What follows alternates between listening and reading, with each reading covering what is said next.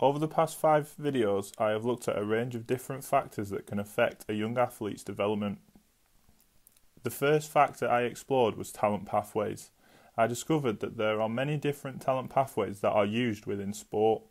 Depending on the sport tends to depend on the pathways preferred. Over the years, there have been a number of new concepts and ideas as to what a talent pathway should look like. I also noted that whilst there are many different talent pathways, depending on the sport that a participant aims to master, depends on the pathway they may follow. As I briefly discovered throughout this video, not every pathway will work for every sport or even every performance level of that sport.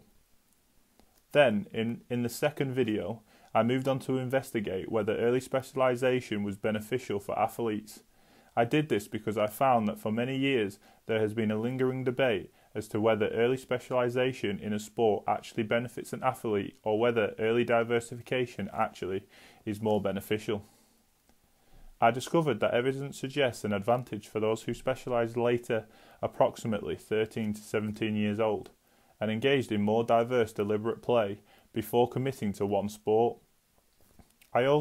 As well as participating in a great variety of different sporting activities, such individuals who develop more successfully into elite level sport show a reduction in the amount of deliberate practice subsequently required to become elite and remain at this level.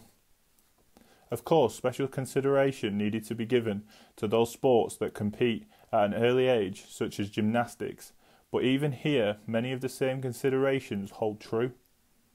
I then moved on to look at psychological factors. To be more specific, I looked at whether talent needs trauma at an early age of development. Throughout this video, I looked at different psychological factors that an athlete may face during their career.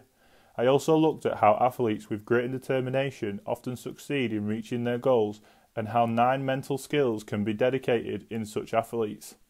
McCarthy and Collins states that there is greater growth due to an additional challenge experienced by initially disadvantaged younger people. Then, in my fourth video, I looked at talent ID. I decided to open this video with a statement which stated, "Talent identification has undoubtedly become big business across a range of different fields including sport, art, business and education. Researchers are continually attempting to find effective methods to identify the best performers for the future. These fields are united in many societies around the world by high levels of competition." Finally, in my fifth video, I looked at talent transfer and how it can be effectively used within the world of modern day sport. Talent transfer is becoming more and more common within sport. It is being used by clubs and national teams all over the world. I discovered that although the talent transfer process differs between sports, the strategy always uses the same general progression. Then, using academic literature, I defined what talent transfer actually is.